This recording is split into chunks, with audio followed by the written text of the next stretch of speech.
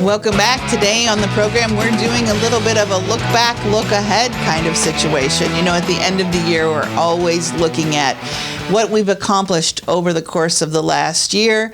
And that's what we're going to do here today. We've been talking about what interest rates have done over the course of the last year. They've been high. They've hovered between 6.5% to 7% pretty much all year long. And then we also talked about, who's buying homes and how many homes are available on the market. The next thing we're going to talk about is technology. And technology has had a really big influence on real estate. And some of the things have worked, some of the things have not. You think that AI, artificial intelligence, that's a factor that you may not even consider. Did you know that some of the photos that you look at online are generated not by just somebody taking a photo, but it's probably somebody taking a photo and then doing some digital massaging of that picture. So when you actually physically go see that house, it doesn't look exactly like you pictured it on your computer screen.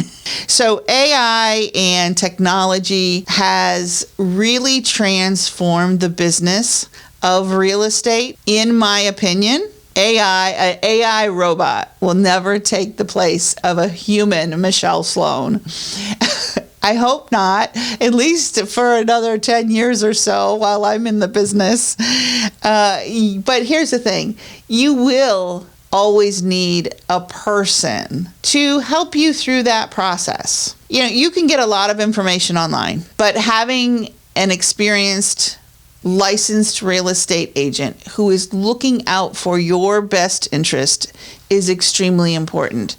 Is it also important to have an agent who is up to date on technology that will help make real estate more efficient? Efficiency in signing documents. So this is really scary for some people, but our contracts, all of our contracts can be signed electronically. There's a lot of back and forth by email. And again, there has to be a big warning just in case, because funds are being wired from bank to bank. I remember when I first got into the business, all of the contracts were signed in person. So for example, if you signed a listing agreement, I went to your house, we filled it out, I went back to the office, we put it back into the computer to be able to put it online. And so thankfully I'm not too old that we actually have computers when I started in the industry. But I know there are some agents out there that wasn't always the case. They had big books full of houses for sale. Can you imagine how long that would take and how many homes that you might actually miss? Technology gives you all of the homes that are available at your fingertips on your phone. That's really cool.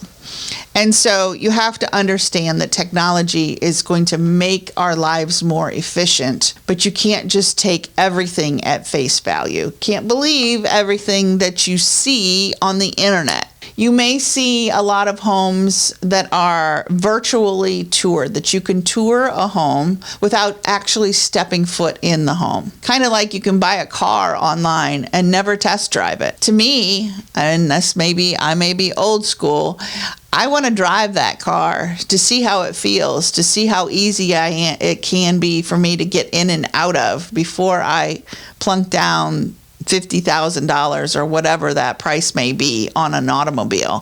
Same thing with a home. You're spending hundreds of thousands of dollars.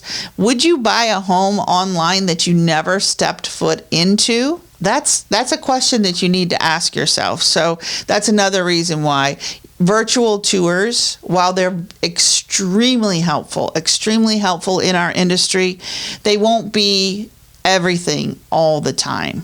In my opinion, could change 10, 20 years from now. Who knows? I don't know.